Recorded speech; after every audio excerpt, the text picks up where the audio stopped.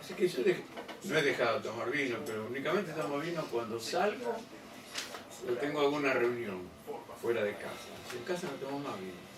Pasa que hay pequeñas costumbres que nos traen nuestros apellidos, italianos o españoles, y también hay de otros lados que nos hacen tomar vino a la noche y al mediodía. El vino también es para aperitivo, ¿entendés? Pero no estamos acostumbrados a eso.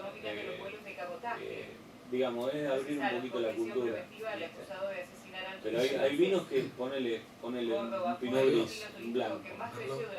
No, sí, también, pero digamos, ponele ahora en verano, si querés después hablamos un ratito de eso, en verano los blancos, ponele el pinot gris, a tomar a la tarde, tranquilo, esos vinos que son dulzones, estilo el Chenin Dulce Natural de Santa Julia o el septiembre y todo eso, no te sirve para otra cosa que para tomarlo a la tarde, no lo podés poner con una comida.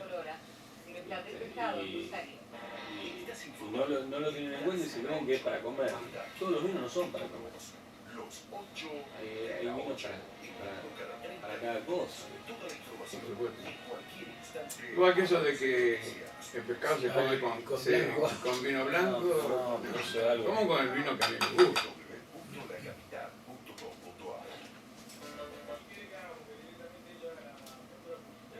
Sí. Hacen posible el sonido de mi gente.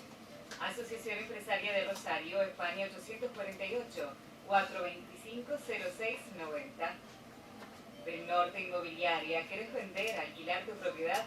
156-98-0072, 153-16-83-18. Comuna de San Fabián, Comuna de Timbú.